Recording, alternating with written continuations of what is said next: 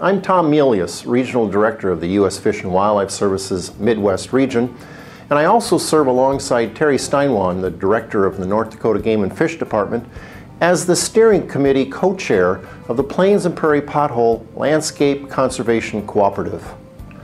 The Landscape Conservation Cooperative is dedicated to the conservation of a landscape unparalleled in importance to a vast array of unique species whose populations are in steep decline.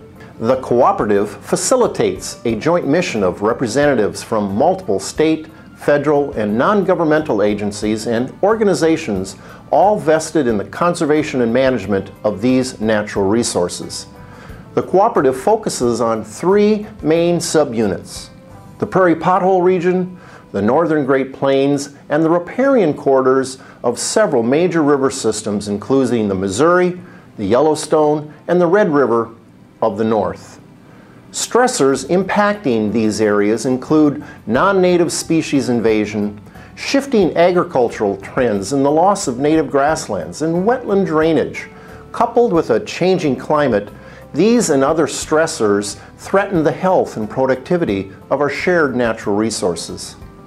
The Plains and Prairie Pothole Landscape Conservation Cooperative aims to develop and apply cutting-edge scientific tools to determine the impact of these stressors on our landscape. Aside from being a state representative in the Plains and Prairie Pothole LCC, I'm also the co-chair with Tom Melius.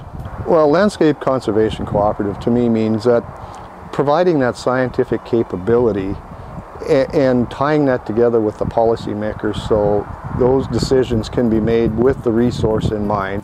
The information and science generated by the cooperative will be used to educate and inform land managers, from the federal land managers of our parks, forests, and refuges to local city and county conservation commissions and agricultural communities.